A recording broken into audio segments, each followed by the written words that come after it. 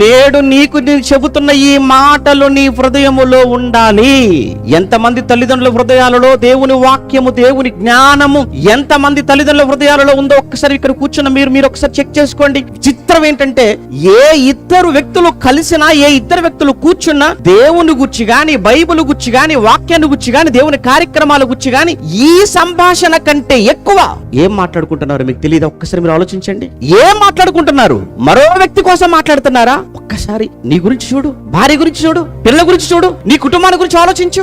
నేను భక్తిగా లేనే, నా పిల్లలు భక్తిగా ఎదగలేకపోతున్నారే, అయ్యో నా భార్య నాకు సహకరించలేకపోతుందే అని నీకు నీవుగా గదిలోకి వెళ్ళి మోకరించి కన్నీళ్లు పెట్టుకోవాల్సిన నువ్వు నీదే బాగోలేనప్పుడు ఇంక ఎవరి గురించో ఎందుకయ్యా మనం మాట్లాడుకోవడం? ఇక్కడ అందరూ చేస్తున్న తప్పిదే.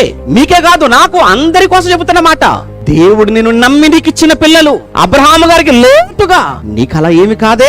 రాహేలు చావాలనుకుంది పిల్లల కోసం, నువ్వేమీ అలా అనుకోలేదే. వాళ్ళు లోటుగా ఎప్పుడో వృద్ధాప్యంలో పిల్లల కంటే రాహేలు చావాలనుకున్న సమయంలో దేవుడు ఆమె గర్భాన్ని తెరిస్తే, దేవుడు నీకు మాత్రం అలా కాకుండా వివాహమైన మరో సంవత్సరంలోనో, 2 సంవత్సరాల్లో, 3 సంవత్సరాలలోనో 2-3 పిల్లలు కనేసావు అనంటే దేవుడికి నీ మీద ఉన్న నమ్మకం కాదా? దేవుడికి నీపై ఉన్న ప్రేమ కాదా? దేవుడి నువ్వు నమ్మినందుకు, నిన్ను ప్రేమించినందుకు, నీకు పిల్లలు ఇచ్చినందుకు జీవిత కాలం అంతా ఆయన పాదాల మీద పడి బ్రతకవలసింది కాదా? ఆ పిల్లలను దేవుని కొరకు పెంచవలసిన సంగతి